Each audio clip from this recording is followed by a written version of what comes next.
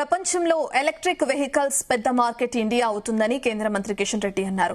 దేశంలోని ట్రాఫిక్ దృష్ట్యా 9 మీటర్ల వెహికల్ ను అటు కెటో మోటార్స్ లాంచ్ చేసిందని తెలిపారు.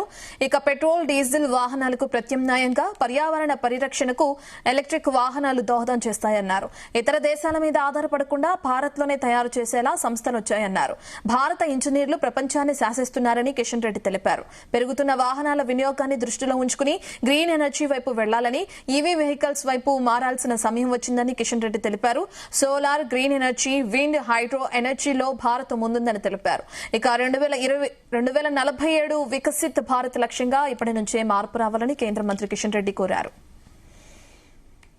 Chairman MD Telangana road transport corporation Shri Venkatesh Chella గారు, director Kito Motors, Shri Helen Tran గారు, Kito Partners, Shri Prithviraj ji, Sony Travellers owner, and respected